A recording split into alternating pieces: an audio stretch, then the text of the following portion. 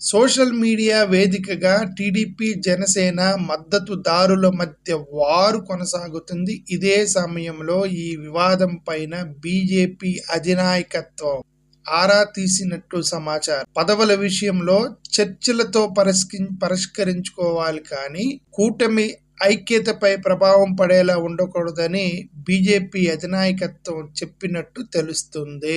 కూటమి ఐక్యతను దెబ్బతీసే విధంగా మీరు చేయకూడదు, చర్చలతో పరిష్కరించుకోండి అని అధినాయకత్వం చెప్పారు. కాబట్టి అప్పుడు వీళ్ళు పోస్ట్ చేశారు. ఏదైనా కూటమితో చర్చించిన తరువాతే అత్యుత్సాహం వద్దని చెప్పి పోస్ట్ చేశారు తెలుగుదేశం వాళ్ళు. అంటే వీళ్ళని కంట్రోల్ చేసింది బీజేపీ అధిష్టానం. తెలుగుదేశానికి 40% కంటే ఎక్కువ ఓట్ షేర్ ఉంది. బీజేపీకి తిప్పి కొడితే 1% లేదు ఆంధ్రప్రదేశ్లో. అండ్ తెలుగుదేశం అనేటువంటి పార్టీ ఎవరిని చూసి భయపడుతున్నారు, ఎవరిని చూసి వణుకుతున్నారు, ఎవరిని చూసి మీ యొక్క నిర్ణయాలు మార్చుకుంటున్నారు, ఎవరిని చూసి వెనక్కి తగ్గుతున్నారు, ఎందుకు వెనక్కి తగ్గుతున్నారు, ధైర్యం కోల్పోతున్నారు. 1% ఉన్న వాళ్ళ చేతిలో మీరు బానిసత్వం చేస్తారా? తెలుగుదేశం వాళ్ళు అడుగుతున్నా. సరే మీరు చెప్పినట్టు చేస్తామని అంటారా? మహా అయితే ఏం చేస్తారు? ఎన్డీఏ కూటమి నుంచి బయటకు పంపిస్తారు. చంద్రబాబు నాయుడుని చూసి ఓటేశారా, లేదంటే బీజేపీ అనే పార్టీని చూసి ఎందుకు మీరు ఎన్డీఏ కూటమి నుంచి బయటపడటానికి భయపడుతున్నారు?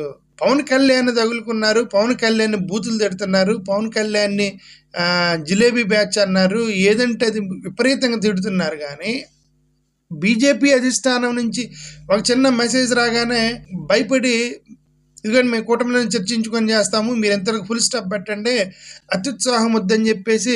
అంటే పవన్ కళ్యాణ్ అంటే భయం లేదు, కానీ బీజేపీ అంటే ఎందుకంత భయం? ఆంధ్రప్రదేశ్లో ఉన్న నాయకులే బీజేపీ అధినాయకత్వం చూసి భయపడుతూ ఉంటారు. ఎందుకంటే వీళ్ళందరూ స్కామ్లు చేసి కూర్చున్నారు.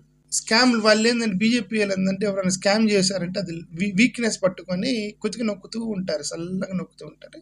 స్కామ్లు ఉన్నాయి కాబట్టి భయపడతారు, మాట్లాడలేరు. ఈజ్ ఇట్ భయం ఆర్ ఈజ్ ఇట్ గౌరవం అనేది చెక్ చేసుకోవాలి. మీ కెపాసిటీకి టెస్టింగ్ అది. తెలుగుదేశం అనే పార్టీ కెపాసిటీకి టెస్టింగ్ అండి అది. పవన్ కళ్యాణ్ గారు క్షమాపణ చెప్పమంటే నారా లోకేష్ అన్నాడు, అది ఆయన వ్యక్తిగతం అన్నాడు. పవన్ కళ్యాణ్ పార్టీ అధినాయకుడిగా మాట్లాడలేదు కదా, సినిమా స్టార్ లాగా మాట్లాడు, డిప్యూటీ సీఎంగా మాట్లాడినప్పుడు is part and parcel of the government.